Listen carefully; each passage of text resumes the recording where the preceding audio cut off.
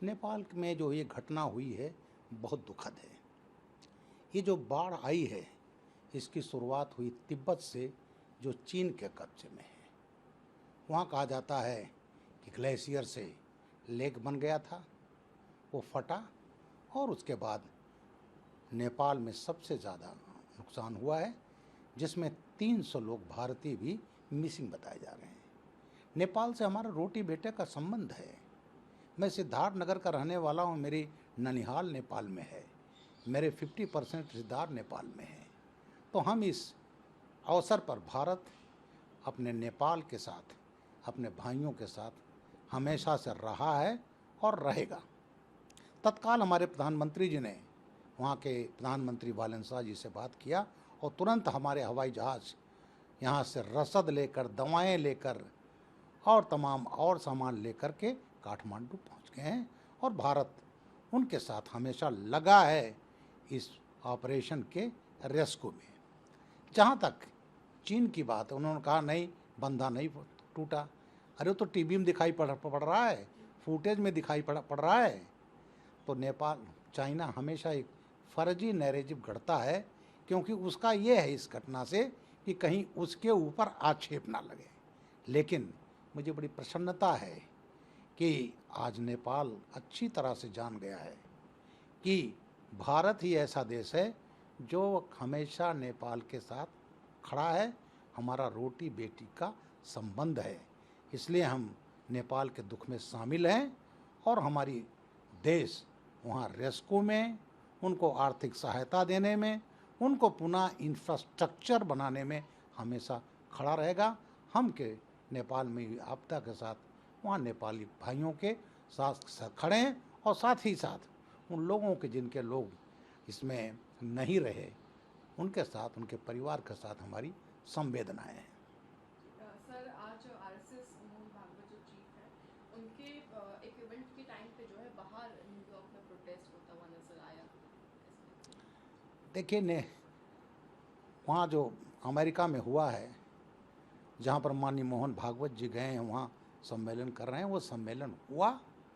लेकिन कुछ लोग ऐसे हैं जिनका काम रहा है इसको विरोध करना, जिसमें न्यूयॉर्क के मेयर ममदानी हैं, जो हमेशा भारत के खिलाफ रहते हैं और जो भारत के विरोधी हैं उनके पक्ष में वो बातें करते रहते हैं।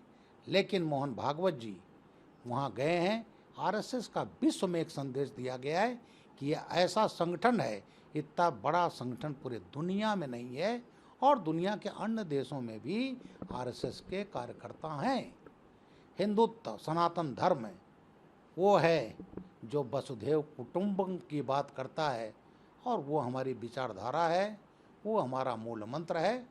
और माननीय मोहन भागवत जी जो गए हैं, आरएसएस के बारे में तमाम लोगों को भ्रांतियाँ, अपने देश में भी भ्रांतियाँ हैं, लेकिन आरएसएस वो है जब देश पर कोई संकट आया तो खड़ा हुआ, राष्ट्रवादी संगठन है और राष्ट्रवाद की बात बताता है, उसका प्रचार प्रसार करता है, उसमें कोई रिलीजन उसमें आड़े नहीं आता।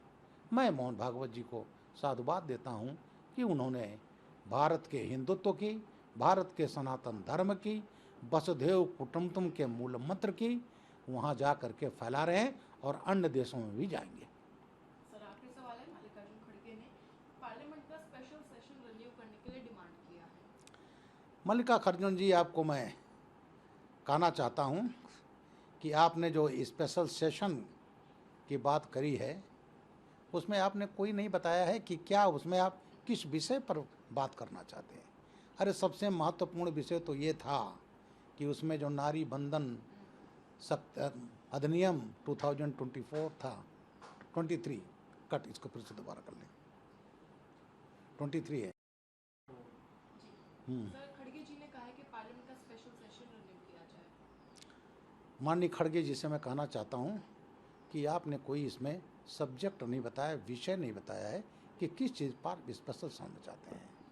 आप लोग जब तमाम बातें उठा रहे थे, जंतर मंतर की बात उठा रहे थे, आप प्रधानमंत्री जी पर, अमित शाह जी पर उंगली उठा रहे थे, तो हमारे गृह मंत्री ने कहा था आइए हम डिस्कशन के लिए तैयार हैं। और इतने दिन सेशन चला, और आप उसको डिस्टर्ब करते रहे। आपकी पार्टी सेशन नहीं चलने दिया। मैं तो राज्यसभा का मेंबर हूँ। जैसे बिल आता था, वंदे मातरम का बिल, और जैसे आता था शुरुआत होने की तो उनको बवाल करना, हल्ला करना, और जैसे डिस्कशन शुरू होता था ये वॉकआउट करके चले जाते थे। तो पूरा सेशन में नहीं किया है। सेशन जी आइए, हम तैयार हैं। और उसमें सबसे पहले नारी शक्ति वंदन अधिनियम, जिस बिल को विरोध करके आप लोगों ने गिरा दिया, उसको आइए उसको पास के किया जाए, जिससे 2029 में जो चुनाव हो रहा है उसमें 1/3 महिलाओं को संसद में 2029 में होने वाले चुनाव में भागीदारी सुनिश्चित की जा सके। विधानसभा चुनावों में 1/3 भागीदारी सुनिश्चित किया जा सके, जिसको आप लोग भाग रहे हैं। इतना दिन कांग्रेस का शासन आपने नहीं किया, इसलिए अगर उस पर बात करना चाहते हैं तो तैयार हैं, और कहिए कि हाँ उसको पास होना चाहिए। नहीं, इस देश की आधी आबादी कांग्रेस पार्टी को कभी माफ़ नहीं करेगी। जो राहुल गांधी जी भड़का रहे हैं, क्या भड़का रहे हैं?